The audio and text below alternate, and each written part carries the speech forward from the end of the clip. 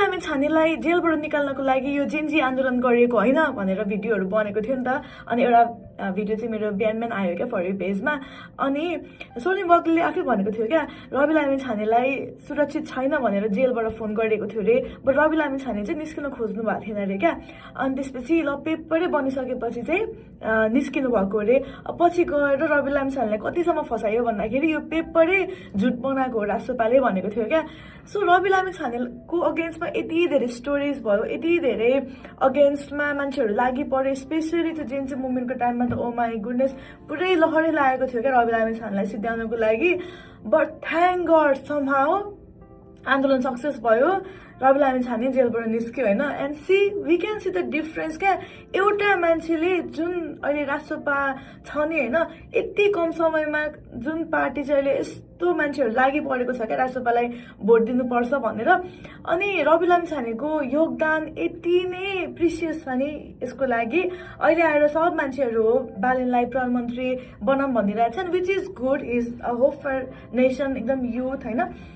तर let's not forget Rabi लामी छानेको त योगदान पनि ऊ त रासोपाको लाइक हुन्छ नि ब्रान्ड हो नि त। रासोपा भने बित्तिकै हामीलाई सुरुमा रवि लामी छाने याद आउँछ क्या।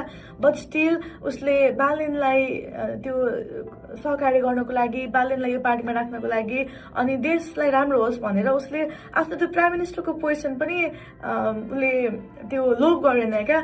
अनि मान्छेहरूले पहिला भन्थ्यो नि त किन होम मिनिस्टर भएको, किन प्रचण्डसँग सहकार्य गरेको भनेर। अब एउटा पोजिसन त चाहिन्छ नि त केही गर्छु भनेर, त्यत्रो सांसदमा गर्छ केही पोजिसन पनि नभएपछि सायद जे चाहेको थियो उसले फाइलहरू खोल्नको लागि त्यो त हुँदैन थियो होला नि त। अनि यति मान्छे लागि परेको थिए किनकि पहिल्यैबाट उसले फाइलहरू खोलिरहेको थियो भनेपछि जस्ट इमेजिन कति मान्छे थियो क्या उसको अगेन्स्टमा। बट जसरी ब्याग आयो भनेर भनेको थियो नि मान्छेहरूले, त्यसरी नै Rabi Lamichhane came out and look at the difference क्या। मलाई यति धेरै कमेन्टहरू पर्सनल टेक्स्ट आइरहेको हुन्छ, प्लिज बालनलाई सपोर्ट गरेर भिडियो बनाउनुहोस् भनेर। म त्यस्तो पोलिटिक्स बुझेको मान्छे होइन, म एकदमै टाढा बस्ने मान्छे हो पोलिटिक्सबाट। बट रवि लामी छानेको म एकदमै सपोर्टर, बालनको पनि एकदमै सपोर्टर। एन्ड यस्तो लाइक एक्सपेक्टेसन छ नि हाई, लाइक बालनले चाहिँ स्योर जित्छ, बालन हाम्रो प्रधानमन्त्री हो भनेर यस्तो एक्साइटमेन्ट छ।